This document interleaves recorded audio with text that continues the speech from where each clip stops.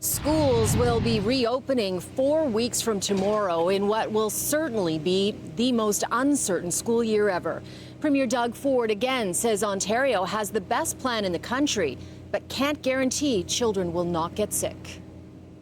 I'm confident, but to say I'm confident no one's going to catch the virus is just not realistic with 2 million people going back into the system, 160,000 teachers. But I do believe we have the best plan in the entire country. The plan includes mandatory masks for students in grades 4 to 12, more cleaning, and 500 public health nurses in schools.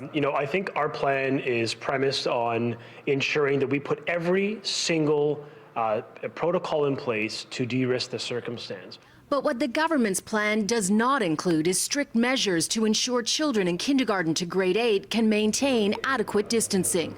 High school students in GTA schools will be in cohorts of 15, but there are no caps on class sizes in the younger grades, just board-wide averages of 24.5, so they could be higher or lower.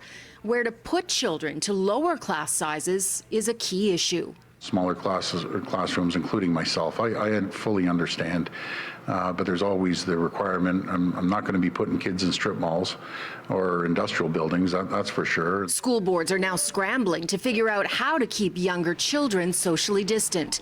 The Toronto District School Board will start a telephone survey tomorrow to see how many parents will actually send their children to class in September. Does the board have any sense at all of how many people are going to keep their children home? No. I mean, it's anecdotal. You can't know until, that's why we have to do this. Yeah. Otherwise, it's a shot in the dark. We don't know.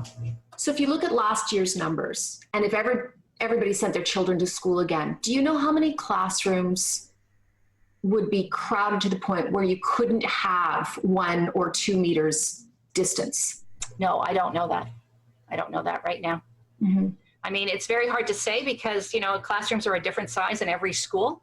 The Liberals are calling for the start of the school year to be postponed. The NDP's education critic stood at Queen's Park with the mother and teacher who started a petition calling for smaller class sizes. That petition now has around 200,000 signatures.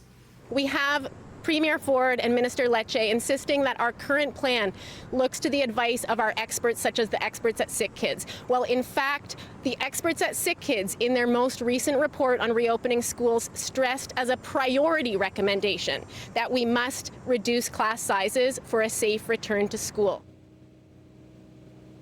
Not only does the TDSB not know how many students will go back to school in the fall, they don't know how many teachers will return to classrooms either. After it finishes its parent survey, it's going to survey teachers as well. With less than a month before school is set to begin, there is still so much that needs to be worked out.